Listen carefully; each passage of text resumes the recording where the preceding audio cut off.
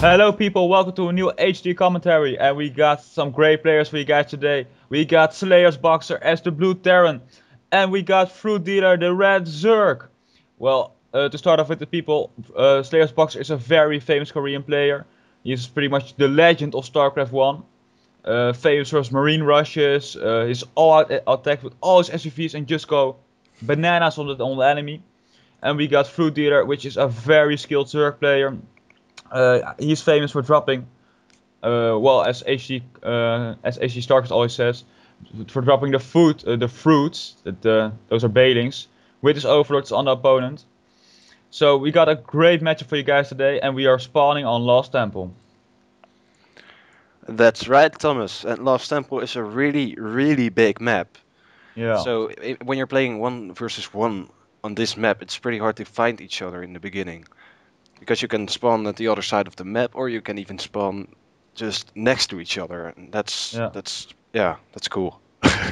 yeah. This thing I really like about the map. It's a bit versatile. I mean, like as you already said, you have multiple spawn locations, and the spawn locations do actually um, make the game different. Let's say it like that.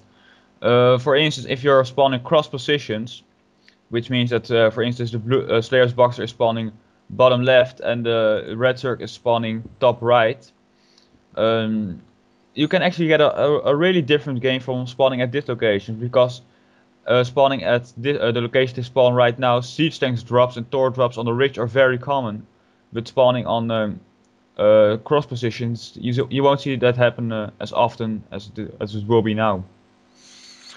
And Fruit Dealer already going for his first expansion. That was Yeah, a 13 hatch. a That's 13 pretty hatch.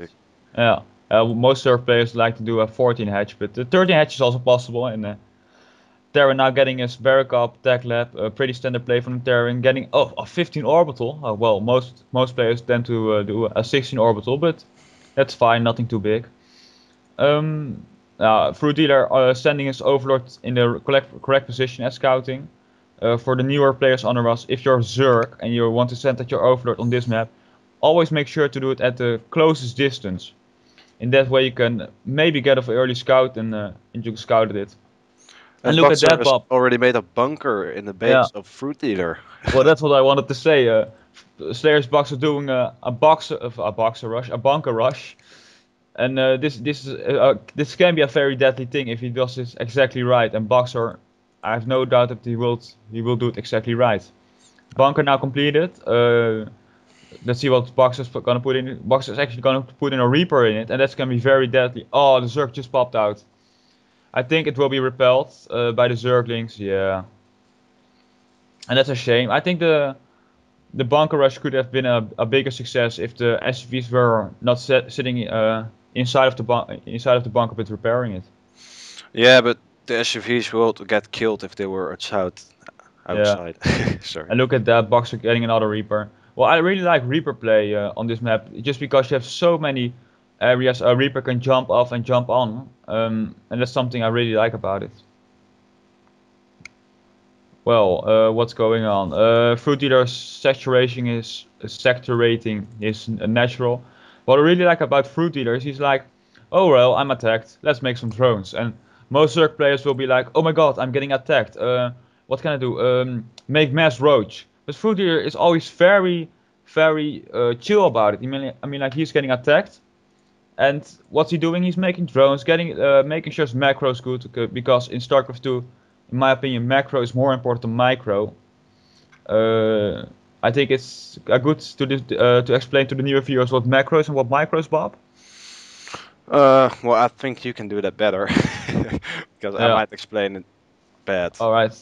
Well, for the newer player under us, macro basically means, at a very simple form, making sure your economy does it right. So, for instance, not well, micro. Let's start with micro first. Actually, micro is making controlling your units so they can fight at the most effective way. So, for instance, Slayer's Boxer, when he fights Zerglings with his Reapers, for instance, he moves his Reaper back, shoot, back, shoot, back, shoot. So you can't be surrounded. And macro is the opposite of that, and that's making sure that your units are um, for not micro units. Macro means that you make sure that your economy just is better than your opponent actually. So for instance, as the Zerg player is doing right now, he's droning up massively. I think he already got a work advantage. We need to go to the income tab. Yeah, as you can see, Bob, the Zerg player has 33 harvesters, and the Terran player only 25. Yeah. So that's basically what macro is, and that's making sure that your economy is better and stuff like that. And Fruit Dealer is also sniping off those SCVs with his roaches. Yeah, So, that's that's something really smart to do actually. I mean, like, just what I really like is there are loads of action modes in games from Korean players. They're like moving out with 2 Marines, and for me as a European player, not a very high level European player, it sounds a bit strange to move out to 2 Marines because you can easily get surrounded. But these guys have such a good micro that they can do that. They can micro so well to make those Marines so effective and maybe snipe out even maybe 10 drones if he micros perfectly. let's see. A scan. They're actually Oh, moving yeah. out. Oh my god, they could do a lot of damage. The Zerg doesn't have a big army right now. Look at that, Bob. I think the Zerg is... I think the uh, hatchery will get sniped. No, no, no. look at that. Oh, Fruit Dealer pulling off all his drones, but it isn't enough. And he's making loads and loads of Zerglings. Zerglings. And yeah, Yeah, with the Zerglings, I think it's enough to hold off the attack. yeah. But the queen is dead, isn't it? Yeah. Yeah. Yeah, it Well, is. that's actually a big thing for a Zerg player. Without a queen, you can't spawn larva, and if you can't spawn larva, you can't make a lot of units. But well, he has one queen at his main, so I think the Zerg player will be fine. Uh, Good. And look at that, Bob, a hidden expansion on the top right for Fruit Dealer. well, hidden? Is it hidden? It's just Yeah. next to his base, isn't it? Yeah, but I don't think the Terran player will scout over there. I mean, like it is pretty far away from his main. And for instance, if the Zerg player needs to defend over there, he needs to move his army all the way from his main or from the Solnaga to the expansion, and then he can defend it. For instance, it was more logical if he would take the gold or an expansion closer to his main. Yes. But what I find really interesting is that the harvester count is now equal, Hey, yeah, 40 it is. 43 to 43, and I ask myself how is it possible if I don't see at its natural there aren't as many drones. I mean, like there are like, well, maybe 15 drones, so that means there are 30 drones on his main, and I think that's a bit much. Yeah, well, I don't know. Huh. And Box moving out Baneling again, by Nest the is way. already created, so Oh no, yeah, Bailings. Baneling's already out. And Boxer is like, oh my god, Bailings, spin back. No, Banelings, look at Banelings, that. Banelings, oh. What? Already throwing off 2 bunkers additional. Well, I think Bailings are very good units in the Zerg army, especially against Terran. Bailings can do so much damage to those Marine balls. I mean, like that's just sick. If you are, for instance, a Bronze League player, it's the low level place. One Bailing can actually kill 10 to 12 Marines because bronze level players don't often micro as good as platinum level. And look at that, Slayer's Box already got a Tor here, and I think he can. Well, if he's making medeffects or not? No. Oh yeah, he's making one medevac. I think he will pick up the Tor with the medevac and just put the Tor down to the natural of the Zerg. Don't you think? Yes, I think. And look at Fruit Dealer is creating a in-base hatchery. Yeah. Well, this is a new strategy for Zerg. No, not new, but this is a strategy for Zerg when they have a lot of minerals.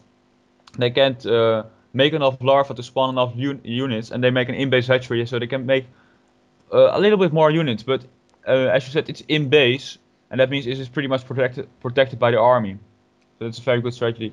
And I really think the Terran player is in a lot of trouble right now because the Zerg has that hidden expansion, and he's droning up like crazy over there. So I think the Terran player can be in a lot of trouble if he doesn't react properly to it. And look at that, Bob, the Thor. Oh, look out, Thor, look out, roaches. Ooh, Ooh, roaches almost sniping out of Thor. does it have a chance?